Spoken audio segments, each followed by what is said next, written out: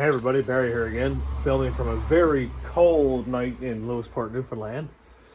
And I just wanted to say that I got some cool parts for a rat rod.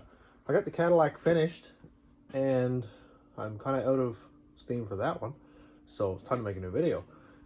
I got today an 8.8 that has the axles machined for 9-inch ends, so that's going to be some material there. And also I got another plan for a rat rod. I ended up with a 6-liter also. So let's run out here and see what we got. 6-liter block is in this bag.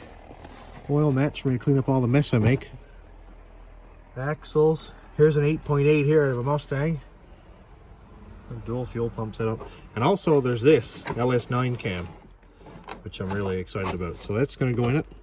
Either do an LS7 cam with the front sensor 4x and go 58x sensor, so I'll change the PCM and redo my whole wiring harness, or order the GTO cam sensor or cam gear. Here are the axles. You can see here that they're machined for 9-inch bearings and ends, so I don't have to use C-clips in here. 6-liter block. Some more axle ends with the brakes and stuff on it, so I'll be able to use disc brakes on the rear again.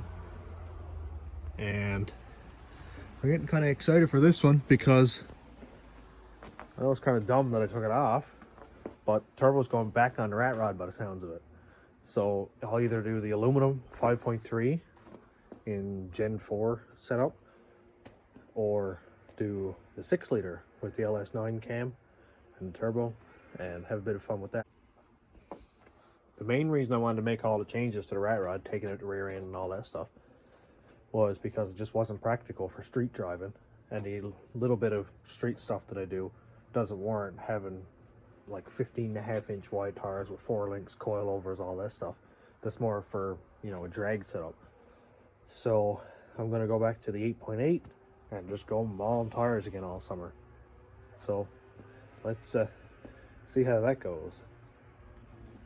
I'm not going to be starting it right away, so I got to put everything in here, which we can see there's not a lot of room in here because I have 2 motorcycles, the rat rod, and the Datsun back there, and just generally way too much garbage in here. So we got like this little bit of room here to work with. So I'm going to offload the Cadillac and maybe take the rear end up to work with me and build it up there.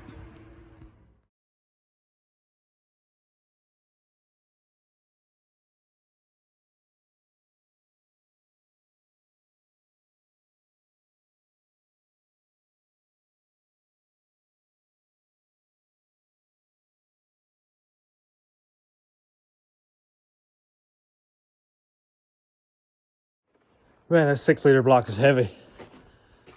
I had to put it down. I didn't mind dragging it so much, but I squat my thumb between this and the block, so that's no fun. I don't know if it's bleeding or not, but whatever. So here we can get a better look. Here's the 8.8 axles, cam. This is a really nice pump setup.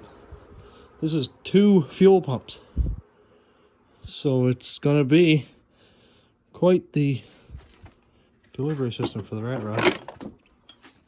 Here's the 8.8. This one's out of a Mustang, which was coil springs. These ends are out of an Explorer, which has leaf spring perches. And I'm going leaf springs on the rat rod with Cal-Track bars that I'm going to make. So I can use these spring perches here and the disc brake brackets and all over here. Also, I'm going to brace up this rear end really good. I'm going to weld the tubes to the housing over here and run bars across this way and up to the front up here across this way. Make sure it's going to be really nice and strong because I am hard on gear and I don't want this twisting up or breaking anything. So I'm back to the shop and got everything offloaded from the Cadillac into the garage. Gonna start with the diff soon.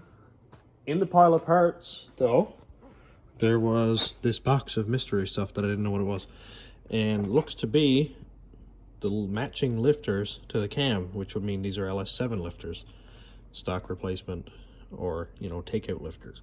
And what I'm going to do next, on the next video, is I'm going to disassemble and clean these lifters, showing all the steps to taking out these and the check balls and little tiny springs and all that fun stuff, and checking to make sure the lifter is actually in good condition. So that's a video to look out for next time. But I have to clean up this mess before I go any further. I forgot, before I start the lifters, I have another job to do. That is to turn this heaping pile of wires into a usable LS harness. Now, the person hauled out the whole harness, including headlights, driving lights, fuse block, and everything, all in one piece. So it's gonna be nice to work on because there's no real cut off wires. I think he even unplugged it from the firewall. But there's a lot of unnecessary stuff in there that's going to take some extra time to take out, like all this junk here and, you know, random signal lights and stuff like that. So that's one that I'm going to work on first, actually. That's probably going to be a 2 or 3 part video, so keep an eye out for that one.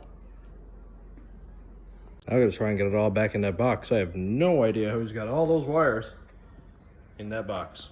That's the one that's going to be coming up next. Thanks for watching, everybody. Have a good night.